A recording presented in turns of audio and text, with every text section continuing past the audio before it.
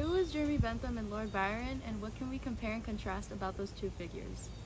Jeremy Bentham was born in 1748 through 1832.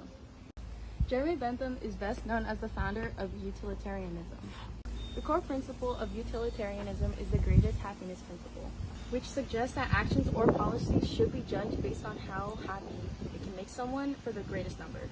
Bentham was a strong advocate for legal reforms and social reforms. He pushed for changes in the legal and penal systems at his time. He argued for the abolition of slavery, women's rights, and decriminalization of homosexuality, making him an early proponent of progressive social issues. Bentham was a strong advocate for democracy and individual liberty. He believed the rights that individuals should pursue their own happiness as long as they don't harm anyone.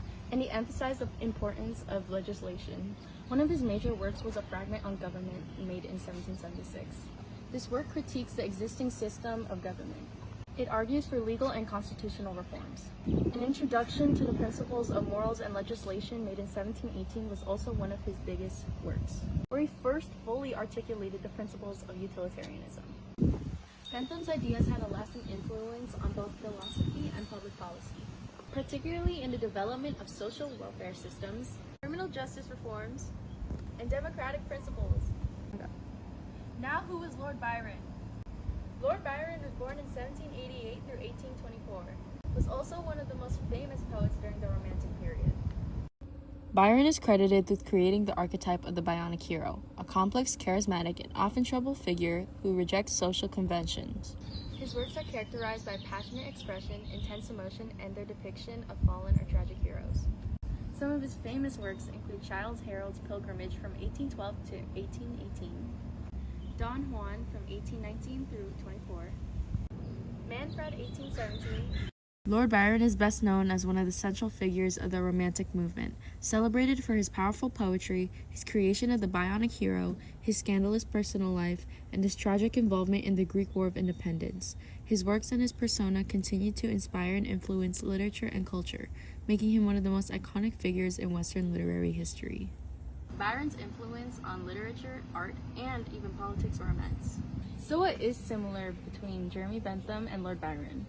Well, they both had an influence on society and thought, radical and progressive views, public life and legacy. They were both controversial figures, and they were politically engaged. But their most important similarity is their involvement in the Greek War of Independence.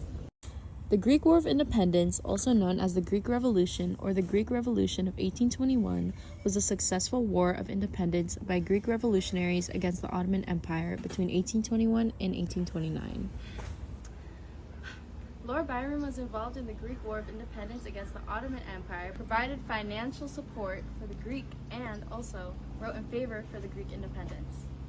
He saw the struggle of independence from the Greek as part of a more broader romantic ideal. Byron's personal commitment was also being involved in fighting the Greek, which ultimately led to his death. Now, Jeremy Bentham wasn't directly involved in the Greek independence war, but he did advocate for the Greeks' independence, more philosophically and practically. Bentham was a strong advocate for human rights and liberty, so as he saw the Greek fighting for their independence, he thought it was more tied to a broader situation of oppression. Bentham also showed his support by writing pamphlets and letters advocating for the Greek independence. What can we compare between Jeremy Bentham and Lord Byron's involvement in the Greek War?